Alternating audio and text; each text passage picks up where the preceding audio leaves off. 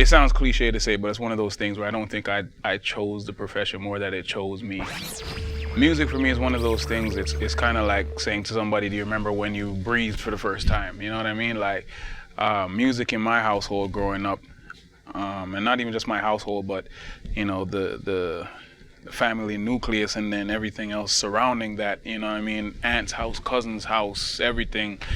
Music was just really something that was always a part of my life.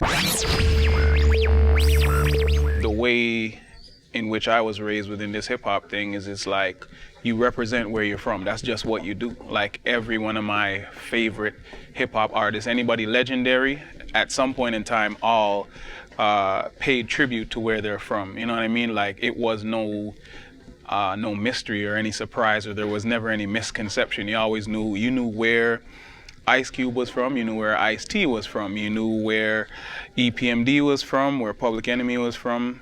Everybody that came out, you just knew where they were from. That was what you did. So it was like, for me, I couldn't wait to come out so that I could let people know where I was from. You know what I mean? And it's like, even people that came before me in the game kind of always made it a point to let people know, you know, who they were, what they represented, and where they were from, in terms of like, the Maestros, the Mishi Me's, the Ghetto Concepts. Everybody that came before me was always just a part of kind of, it was a part of the fiber of hip hop, you know what I'm saying? And I come from that school.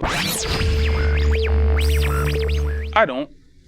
I think the minute that you do, that's when people try and box you in, and I've always fought my ass off to never live inside of that box. You know what I'm saying? Because it's like, for me, I think reinvention and creativity is so key and vital to longevity.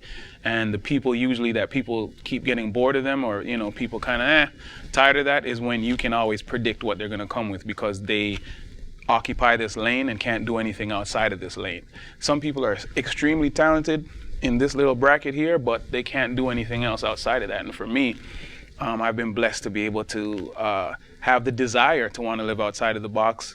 But besides that, also, I've been blessed with the actual skills to be able to live outside of the box. So I would never classify myself as anything other than just harnessed fire, I guess. You know what I mean? Some type of controlled energy. I think that's the only way I can categorize myself.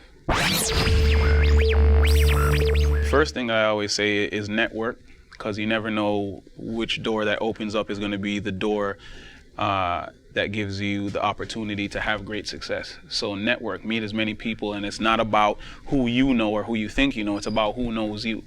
The other thing is really to not expect for somebody to put you on, quote unquote. The reason that Akon messed with me is not because I was a random guy that was just in his bedroom doing his thing, you know what I mean, in terms of my music, is because everywhere he went around the world, he heard my music. Because a lot of times people see all these little stories and think that the exact same thing, somebody's gonna scoop them up and just make them into some kind of random superstar and celebrity thing. Like the thing that happens with Drake, the thing that happens with me, you know, in terms of connecting with some already powerful people, these are things that can happen, but it's like one in millions and millions and millions of people. This just doesn't happen every day, so you can't kind of bank on that. You got to bank on the fact that go out there and get the success without them, and that's the mentality that you really have to have.